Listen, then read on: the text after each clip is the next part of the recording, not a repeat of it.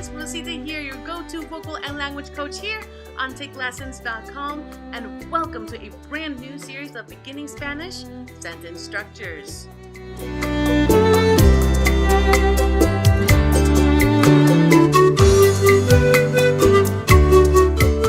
So today we're going to be learning about the verb ser. So we're going to identify how to say what we are, like what our profession is. And if you guys are watching this and you're learning Spanish at at your college or in high school, you're like, wait a minute.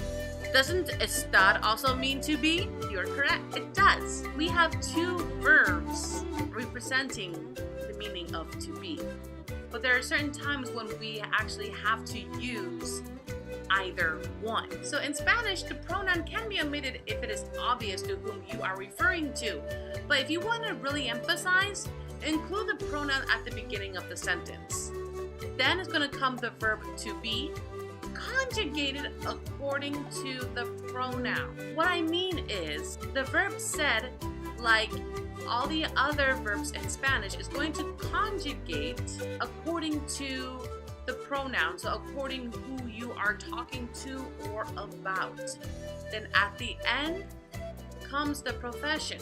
We will never include the article a or an, which is un or una in Espanol, to state your profession. For example, we will never say yo soy una abogada. That is grammatically incorrect. So the verb said, as we now know, means to be, although it must be distinguished from the verb estar, which also means to be. Now both said and estar are forms of an irregular verb. So here is a chart when you should use either said or estar. So estar should be only used in expressing a certain state or location. Now what I mean by certain state is either an emotional, mental, or a physical condition, or where your location or whereabouts is going to be. The verb said is basically everything else, from like being from somewhere, being of a certain occupation, being of a race or certain ethnicity. Now here's another chart for the verb said. Now here's a chart for the verb said according to its proper pronoun. So please repeat after me. Yo soy, which means I am. Tú eres. Good, which means informally you are. Usted es, which also means you are, but politely, formally. Then we have él, which means he, and ella, meaning she, es. So please repeat after me. Él es. Ella es. Then our plural pronouns. Nosotros. So nosotros depends on the gender of the noun you are talking about. So nosotros can either mean all male, or it can also mean both male and female. For nosotras means we as in all females. So be nosotros, nosotras, somos. Please repeat after me. Nosotros, nosotras, somos. Then we have vosotros, the same concept with the nosotros, nosotras. If it's all male or a combination of male and female, it will be vosotros. If it's all female, it will be vosotras. So vosotros sois, or vosotras sois. Then we have ustedes, which means you all, but formally. Ustedes son, you all are, in a sense. Then we have they.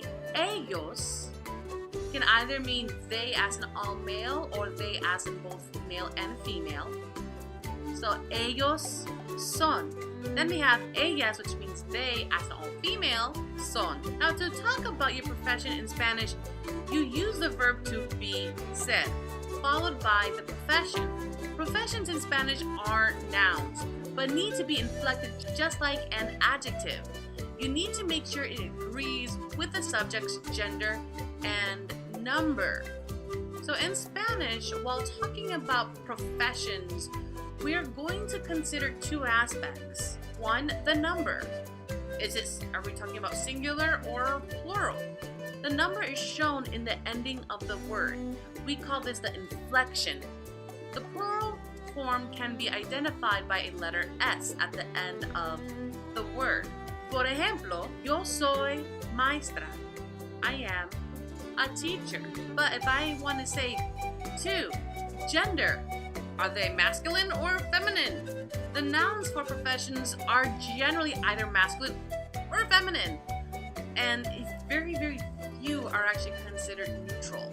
Now, in general, the professions that refer to a female person end with a letter A, and if they refer to a male person, they usually end with a letter O. Por ejemplo, teacher, again, if it's a single male, we'll use maestro. If it's a singular female, maestra. The male plural will be maestros, and the plural feminine will be, I know, that is a lot. So once you learn to recognize the gender and number to the subject, inflecting the nouns of the profession, it's pretty easy actually, since all we need to do is make sure that they agree with each other. Also, I should mention the issue of mixed genders. For example, if we have a masculine and feminine noun or pronoun as subjects of the sentence, such as, for example, she and he are lawyers, so ella y él, we're just going to use the masculine form, son abogados. So the same concept as I mentioned, that if it's a combination of gender, we're just going to use the male version. Like nosotros, that only applies if it's male or a combination of both. Also, since él is masculine and ella is feminine, the masculine form of the adjective abogados is used. This is because, as a grammatical rule, the masculine nouns or pronouns dominate over the feminine in a group of mixed gender nouns and pronouns.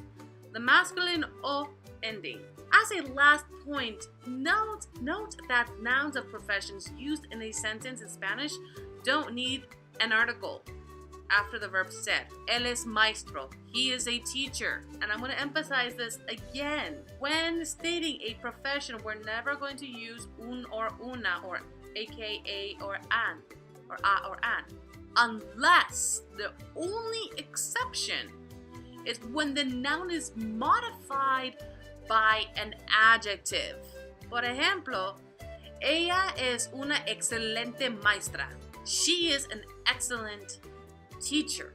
Let's practice, shall we? Here are some professions. So here are some professions. Engineer. Tenemos ingeniero or ingeniera. Repeat after me. Ingeniero. And the feminine, ingeniera.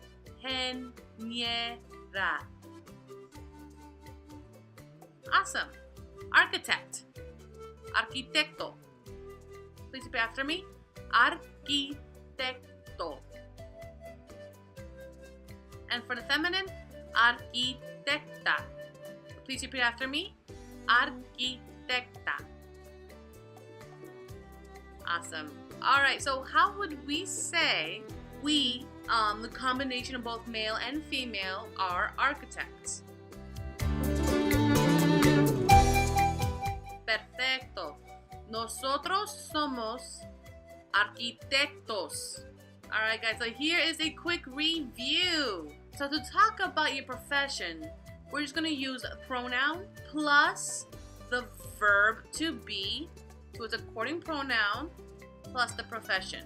All right, guys, this will conclude for today's class. If you have any questions, please do not hesitate to ask.